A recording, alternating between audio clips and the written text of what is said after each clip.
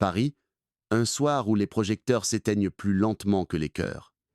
Sur une table en bois sombre, une enveloppe mince glisse comme une lame. Romy Schneider l'ouvre d'un geste qui tremble à peine, puis le silence tombe, un silence si lourd qu'on entend presque le papier se froisser. À l'intérieur, quelques lignes sèches, sans parfum, sans pardon.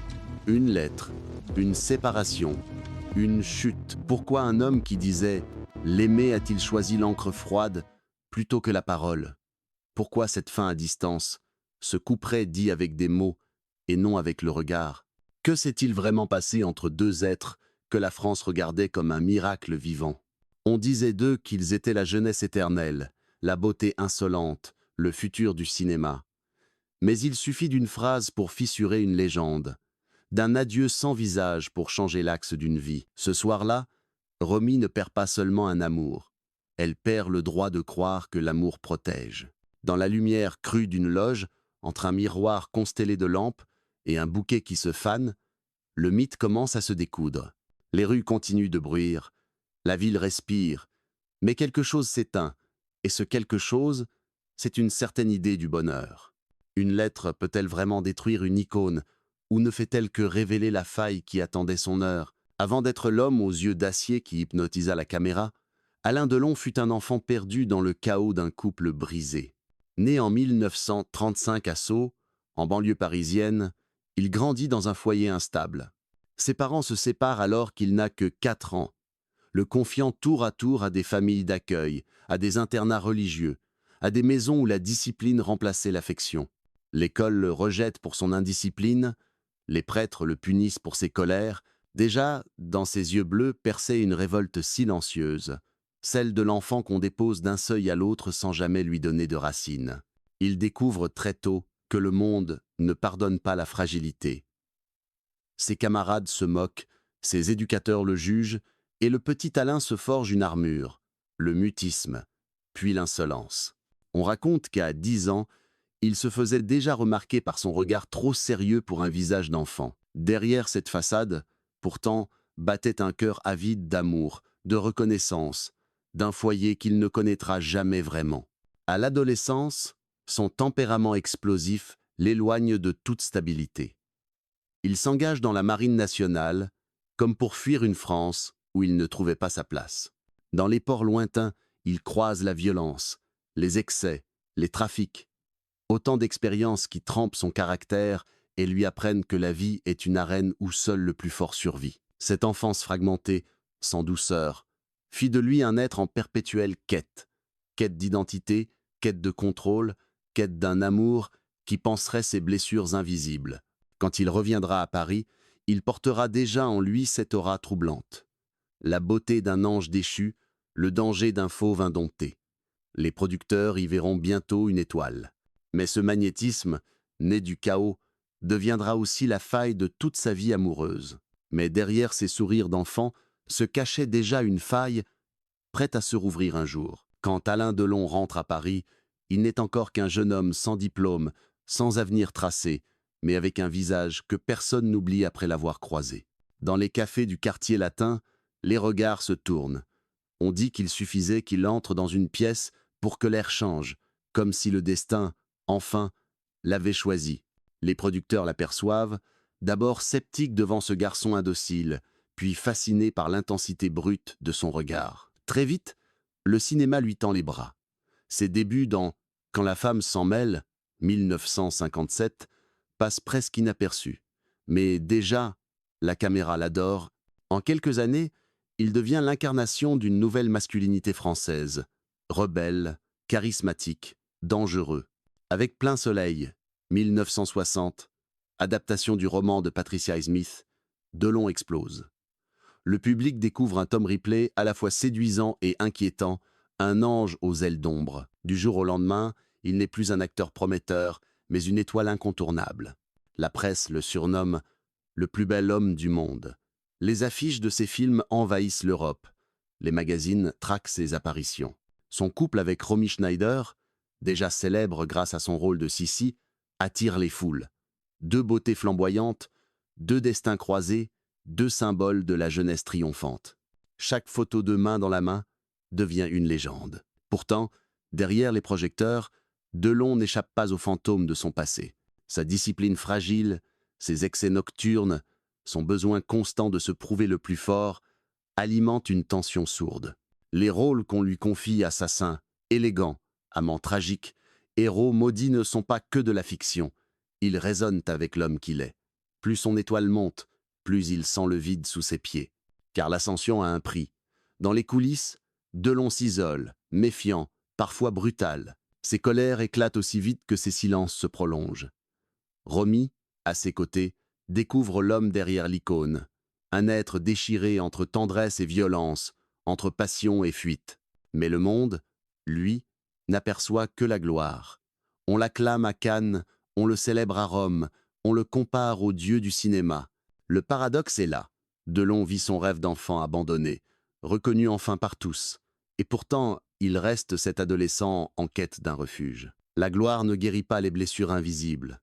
Elle ne fait que les couvrir d'un éclat trompeur. Sous les projecteurs, il brillait. Mais en coulisses, une ombre attendait son heure. Ils se rencontrent en 1958, lors du tournage de Christine. Elle, Romy Schneider, l'impératrice adorée du public, la Sissi, aux yeux de velours, symbole de pureté et de grâce.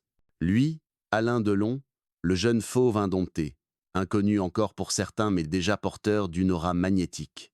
Le choc est immédiat, presque chimique.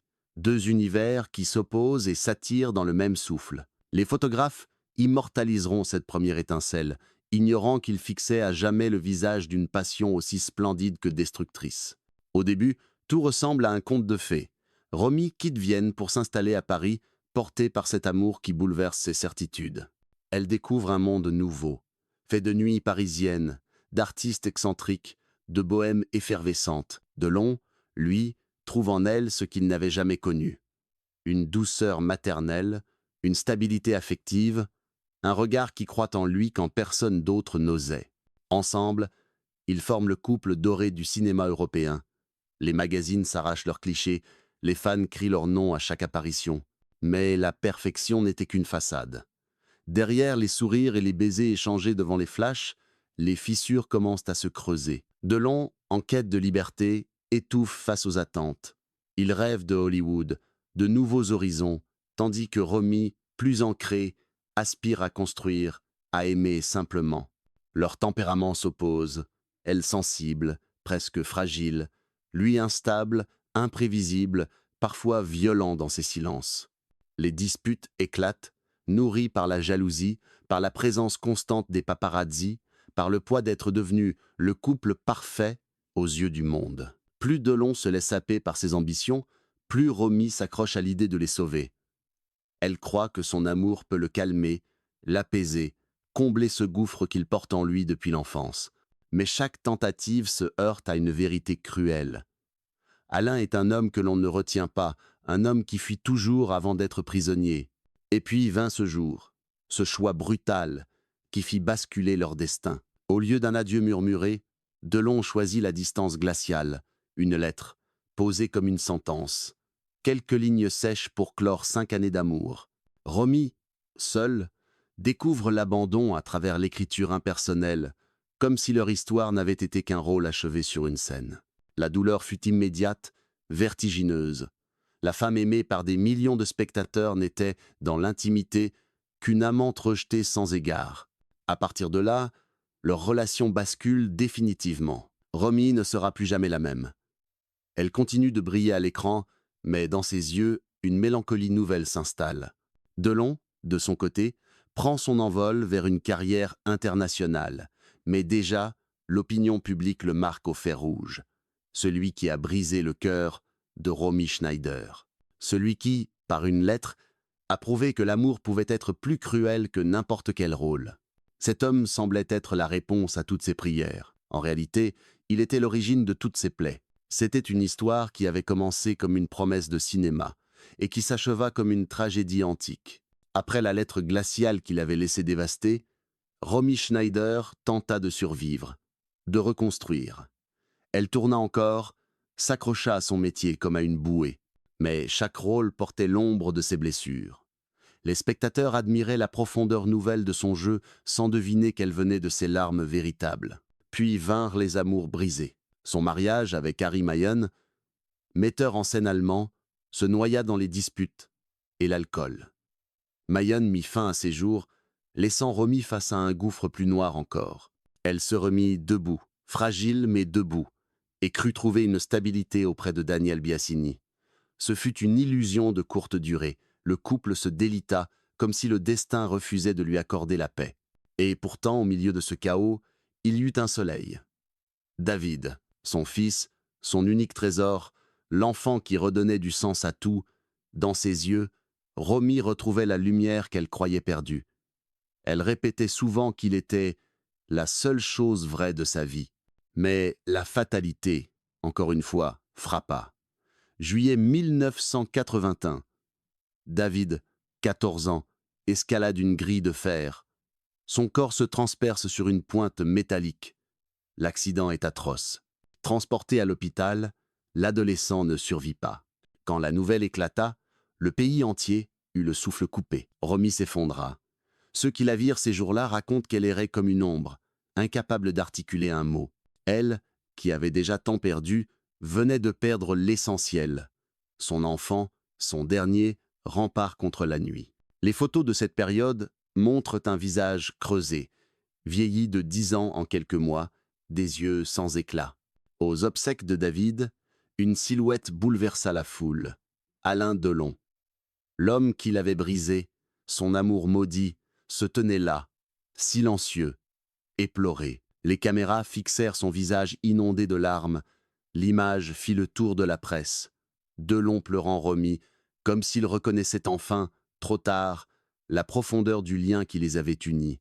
Beaucoup y virent une confession muette, une culpabilité qu'aucune gloire ne pouvait effacer. Moins d'un an plus tard, le 29 mai 1982, Romy fut retrouvée morte dans son appartement parisien. Officiellement, une crise cardiaque. Officieusement, l'alcool, les somnifères, le désespoir. On murmura qu'elle avait choisi de rejoindre son fils. Sa mort demeura enveloppée de rumeurs, mais une certitude s'imposa. Elle n'avait jamais surmonté le choc de la perte. Pour la France, ce fut un séisme. Pour Delon, un jugement sans appel. Il resta à jamais celui qui avait donné le premier coup de couteau, avec cette lettre cruelle écrite 20 ans plus tôt. Romy était morte, mais son fantôme continuerait de hanter la vie et la carrière d'Alain. Chaque film où il incarnait un homme froid, distant, assassin, résonnait comme une mise en abîme. La fiction rejoignait la réalité. L'homme beau et maudit qui détruisait les femmes qu'il touchait. Le mythe Romy Delon venait de trouver son apogée tragique. Une histoire d'amour devenue une malédiction. Une lettre transformée en arme fatale. Un couple que la France avait adoré, désormais inscrit dans la mémoire collective comme le plus grand drame romantique du cinéma. On pensait que tout s'était terminé ce soir-là, mais le tumulte ne faisait que grandir. La mort de Romy Schneider provoqua un véritable séisme en France et au-delà. Le pays, qu'il avait vu grandir à l'écran depuis son rôle d'impératrice Sissi, se retrouva orphelin. Les journaux titrèrent sur la malédiction Romy.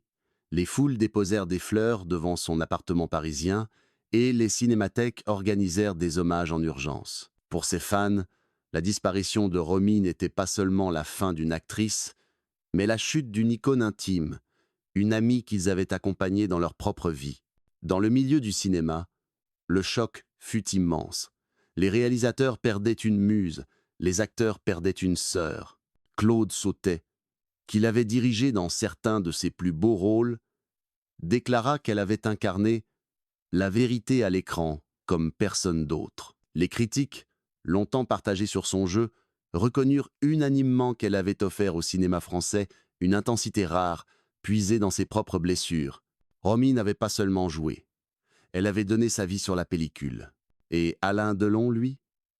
Son visage endeuillé lors des funérailles fit le tour du monde. Beaucoup virent dans ses larmes une confession tardive, le signe d'une culpabilité profonde. Certains médias le décrivirent comme l'homme qui avait brisé Romy, d'autres, plus indulgents, parlèrent de l'amour impossible d'une vie. Dans toutes les interviews qu'il donna par la suite, Delon évoqua Romy avec une tendresse douloureuse, répétant qu'elle était et resterait la femme de sa vie. Mais l'opinion publique, souvent impitoyable, ne l'absout jamais totalement. Le scandale se nourrit de ce contraste. D'un côté, la carrière flamboyante d'un acteur adulé, de l'autre, le naufrage intime d'une actrice détruite. La presse inventa une sorte de procès symbolique. Alain Delon au banc des accusés, Romy Schneider au rang des victimes. Même si la réalité était plus complexe, la légende s'imposa. On chuchotait que, sans cette lettre cruelle, sans cet abandon, la trajectoire de Romy aurait pu être différente. Les conséquences dépassèrent la sphère intime. Dans l'imaginaire collectif français, l'histoire Romy Delon devint une parabole de l'amour toxique, de la passion qui consume plutôt que de sauver. Dans les années qui suivirent, les jeunes actrices qui parlaient de Romy évoquaient toujours la fragilité derrière l'icône, comme un avertissement. Les historiens du cinéma, eux, inscrivirent ce drame au panthéon des grandes tragédies culturelles, aux côtés de Marilyn Monroe et James Dean. Même des décennies plus tard, les traces demeurent. Chaque documentaire sur Delon réserve une place centrale à Romy. Chaque rétrospective sur Romy ramène inévitablement à Delon. Ils sont liés dans la mémoire collective par une corde invisible, tendue entre passion et destruction. Leurs noms, associés à jamais, forment une blessure ouverte dans l'histoire du cinéma français. Le cercueil s'est refermé. Mais les questions, elles, restent ouvertes. Aujourd'hui encore, plus de 40 ans après sa disparition, le visage de Romy Schneider continue d'habiter les mémoires. Ses films repassent à la télévision, ses photos ornent les couvertures de magazines, ses interviews circulent sur les réseaux comme des fragments d'éternité. Elle demeure l'icône d'une génération, la preuve vivante qu'une actrice peut transformer sa douleur en art et son art en vérité. Pour beaucoup, Romy incarne l'authenticité, cette transparence d'âme qui traverse l'écran et touche le cœur sans artifice.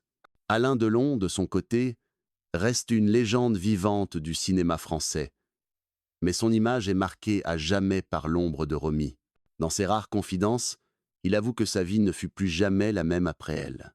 Il confesse qu'il ne cesse de lui parler en silence, comme si chaque succès, chaque trophée, chaque rôle n'était qu'un écho adressé à celle qui n'est plus. Leur histoire, aussi brisée soit-elle, demeure une des plus célèbres de l'histoire du 7e art. Une passion qui a façonné deux destins et qui continue de fasciner des générations entières. Leur héritage dépasse le cinéma. Il devient une parabole universelle. L'amour, lorsqu'il se mêle à la gloire, peut se transformer en arme à double tranchant.